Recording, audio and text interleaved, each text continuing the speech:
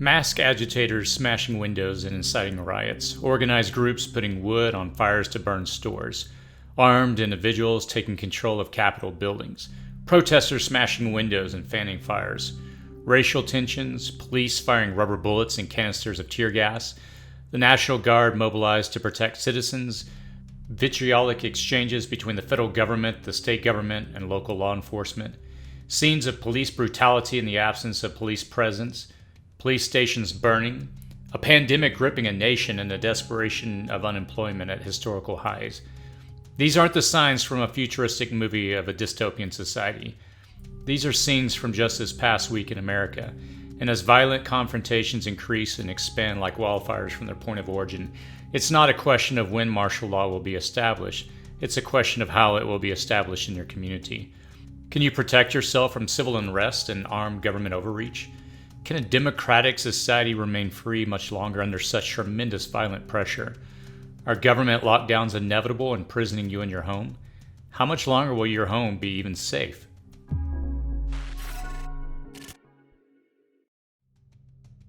In this video, we'll examine the multiple circumstances that will lead to a formal declaration of martial law and what you can do now to prepare yourself. Even before the more formal declaration, however, it is important to understand that martial law can come in many forms and can be established without even a formal declaration.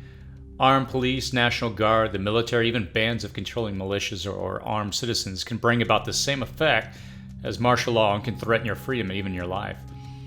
As a prepper, my primary concern is to look at the horizon and help you determine how and what you need to do to be prepared for. While some may want to see some political slant in this video, know that there is not. As an observer of the current conflicts, I merely strive to extrapolate out the possible immediate effects which can threaten your safety and hope to provide you with a few measures to help you and your family stay safe. Number 1. In response to protests and violence. With that said, the first most obvious way that a formal declaration can come about is in response to protests and violence.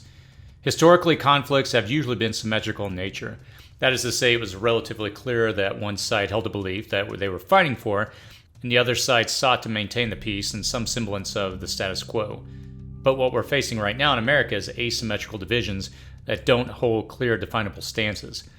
There's a form of chaos as divergent parties sow division and spark conflicts that can easily spin out of control into larger, more wide-scale forms of insurrection.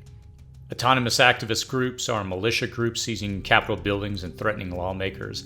Antifa, Black Lives Matter, white nationalists, neo-Nazis, and deeply divided political factions all tout the banners of their cause, but function to divide and stoke chaos. Though they may proclaim their motives are pure, many within these organizations are truly only interested in the destruction of the established order. A well-documented and long-time goal of the white nationalists, for instance, has been to spark a race war. The Boogaloo or Blue Igloo, Blue Luau movement, formed through the internet in 2019, has at its agenda the armed resistance of what they perceived as a tyrannical government. They are truly agitating to bring about a civil war. Antifa, for instance, has a very anti-capitalism stance. Many of these groups are armed, radicalized, and coordinating efforts to sow chaos and destroy the stability in society. The bad news is that they're doing a pretty good job right now of creating conflict, and though they may have vastly different motives and allegiances, they're fighting alongside each other. The state and federal governments are forced to respond to violence. There are two measured approaches in that response. The first is a call for unity and cessation of the violence, but with deep divisions being local, state, and federal authorities, and some of these authorities stoking the conflicts through their conflicts, action or non-action, calls for unity fail to have any substantial effect. The second approach is to lock down and enforce order through armed forces. Whether those are local police, National Guard, or federal troops, it depends on the circumstances and who ultimately can control the conflicts. But they're all martial law, even without a formal declaration. In the absence of any government methods of establishing control, you can expect armed individual groups to maintain control over pockets of cities. As those groups conflict with each other like a type of gang warfare, the fires of chaos continue to spread. So the government's response to protests and violence is the most rapid and most likely possibility for the establishment of martial law. Number 2, to quote-unquote protect public safety. Even with conflicts many miles away from our homes in faraway cities, martial law can be established in your area to protect public safety. As these conflicts spread into other cities across the country, Governments will act to ensure that their populations are safe. In an abundance of caution, police presence can be significantly stepped up. Curfews might be established to ensure peace at night. Everyday citizens might be stopped, questioned, investigated, or detained as possible agitators. Neighbors could turn on neighbors quite easily in such vitriolic times. Under the guise of protecting public safety, martial law can easily creep into place over any population. And what happens when armed militia groups decide to take public safety into their own hands? Small roaming bands of armed citizens can easily take the law into their own hands. The result of just 2 armed citizens taking the law into their own hands resulted in the death of Ahmaud Arbery, an African-American man jogging in Georgia. A few armed quote-unquote do-gooders, unversed in the law and constitutional rights, but fully believing they were protecting the larger community, can spark wide-scale violence. An even larger, more organized and well-armed group threatens the authority of the local police. Police actions to check compliance of an armed group could lead to even further conflicts and violence in the street. Knowing that violence could stem from an armed citizenry, governments under the guise of maintaining public safety could establish curfews or laws that further agitate the population. One thing can lead to another in a cascading effect, and martial law can easily be established in even the most seemingly peaceful community. Already amidst a pandemic and with violent protests in the streets, consider how the perceived need to protect public safety might be used as an excuse for martial law or any natural disaster to compound the problem. A hurricane, torrential rain flooding an area, or breaking dams, an earthquake, or fires raging out of control. Any one of these can add fuel to the existing conflict to provide opportunities for agitators or increase law enforcement. Protecting public safety is a broad term for the suspension of rights, so be aware of how conflicts can compound the need to protect the public. Number 3. In response to federal and state conflicts. The third way martial law can easily be established is in response to federal and state conflicts. Historically, the United States has had pretty clear definitions of power between local, state, and federal governments. The federal government has respected the state's right to deal with its own problems until these problems were beyond their control. Today, these levels of government are deeply divided. The federal government routinely calls into question the state governor's authority. State governors routinely criticize federal overreach.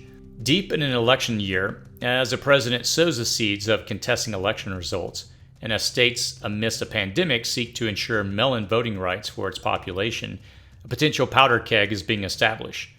Regardless of any election outcome, the potential spark from a protest turned violent could easily lead to martial law.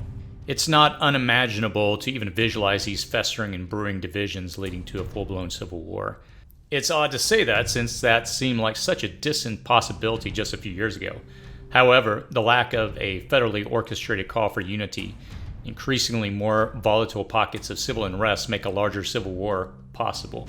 Even without something as extreme as a civil war, as states seek to assert their rights to keep their population secure under a constant barrage of federal criticism, it's not unreasonable to assume that some states will seek to go it alone and further exacerbate faction groups of their citizens. The federal declaration of a national emergency, however, gives the federal government authorities to establish martial law. They can assuredly deepen the divisions between state and federal governments. When the president tweets, "When the looting starts, the shooting starts," shooting occurs in a martial law situation. So it isn't unreasonable or even hard to imagine that martial law and federal overreach is knocking at the door. While I'm not striving to hoist any particular political view into this YouTube channel, any reasonable person could agree that the divisions between local, state, and federal governments have not been greater in our own lifetimes. As these divisions become greater, without any clear call for unified efforts, the tug-of-war of power can easily trample over citizen rights and security. Martial law looms over the seemingly safest of areas. Number 4. To weed out agitators.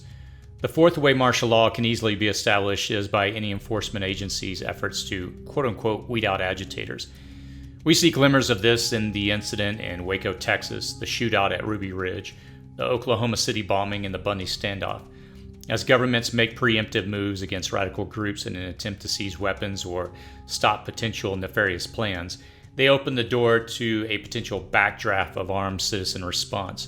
Whether the perceived threatening group is radicalized or jingoistic matters not at all. In an attempt, for instance, to make sure protesters are not armed, could they stop and search everyday citizens merely caught in the same proximity of the protest? How would an armed member of one of the earlier mentioned groups respond to this detainment? How would his or her peers react? How would a normally law-abiding citizen react to a violation of their Fourth Amendment rights? In any of these scenarios, the exertion of government authority can lead to a larger conflict and to the government's need to establish martial law. Law enforcement's goal is to get ahead of political conflicts. Imagine if a homemade bomb similar to the one used in the Boston Marathon bombing were to detonate in a crowd of protesters or in a group of police officers. The resulting reaction could immediately lead to weeks of multiple arrests, illegal searches, and even armed conflicts. As law enforcement casts its dragnet and rounds up the usual suspect, a form of martial law is suddenly the reality without even a formal declaration. Number 5. What you can do to protect yourself. This all paints a very grim picture, I realize. I wish there was a more promising and rosier world we were looking at, but there isn't really a glimmer of perceivable de-escalation or calls for unity visible in the immediate future. That's not to say we won't get through this. We've seen conflicts and civil unrest before, and our country is founded on strong roots. As a prepper, there are things you can do now to encourage your safety should things continue to spiral out of control. Move away from danger. Prepare for extended lockdown. Stock your food and water. Don't go out at night and avoid crowds. Review your home security.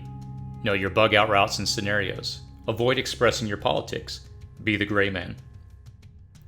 Move away from dangerous or potentially dangerous situations. Trying to get a better view of an amorphous and potentially exponentially increasing conflict can easily lead to you being swept up into the conflict. If you see someone smashing windows, don't stop to video it on your cell phone. Instead, immediately move in the opposite direction and don't stop moving until you're far away from any chaos, even if this means making a circuitous route to your home base. It's easy to think that you won't be caught up in what you are seeing because you're one of the quote-unquote good guys, but in the fog of conflict, you're an unknown entity. You're better served to get out of the area. Prepare for an extended lockdown. As conflicts escalate and continue, you may need to spend an extended period in the safety of your home or apartment. Review and inventory your prepper supplies. Make sure to order online or shop for any items you may be missing. Prepare now before you find yourself in a desperate situation. Stock your food, water, and any medicines you may need for at least 3 weeks and longer if you're able to. It's possible that while violence or martial law spirals out of control outside, you can still be safe by bugging in. Don't go out at night and avoid any large gathering crowds. Agitators are emboldened in the darkness, and law enforcement knows this. Going out at night because it is quieter could result in you inadvertently stumbling across your agitators' nefarious plans or law enforcement scrutiny as they seek to be hypervigilant. Review your home security. Make sure your locks are working and your personal safety equipment is ready. Should conflict come to your doorsteps, make sure you have some level of security to keep safe. And if you're unable to maintain the safety of your area, make sure you know all your bug out routes and scenarios. If fires are raging in a neighboring apartment building and fire and police can't get there safely, you may have to flee with the supplies you can carry to a safer environment. Form a safety pact with nearby friends and family. If your location is compromised, you could bug out to their location and vice versa. These small partnerships can help you by making sure you're not completely alone in a growing crisis. Avoid expressing your political views, loyalties, or group affiliations. While it might be tempting to show up at a peaceful protest to show your solidarity, with evidence that agitators are active at these gatherings, it simply isn't advisable. Loudly proclaiming your affiliations during a growing conflict could make you a target from any number of directions. If you've ever seen a small fight turn into a large brawl, you know why it's important to think like the gray man. Can you disappear into the crowd and escape to safety? Can you blend into the background and be overlooked? I've done another video on my channel called The 3 Rules to Become a Gray Man, and I'll leave a link in the comments section below if you want to check that out. These are, without a doubt, difficult times. Historically, we have, as a country, faced divisions and conflict like this before. The Tulsa race massacre of the 1920s, the Chicago riots in 1968, even the Minneapolis truck strike of 1934. Conflicts will always exist in some form. They can become violent, and they can lead to declarations of martial law. Regardless of the formal declaration, forms of martial law, through an increased armed enforcement and proactive policing, can lead to greater conflict. I sincerely hope that we will see a positive resolution to the current conflicts we face, but it's imperative that you take measures now to prepare for extended and deepening conflicts in the future. Hopefully, cooler heads and level, steady leadership will douse the rising flames, but we have to prepare for the possibility that it may not. For a deeper analysis of even more scenarios that could bring about martial law, I'll provide a link in the description section to a video I did last year called The 5 Signs Martial Law is Coming. If you found this video useful, please feel free to share on social media, click the like button, and provide your feedback in the comments section below. As always, stay safe out there.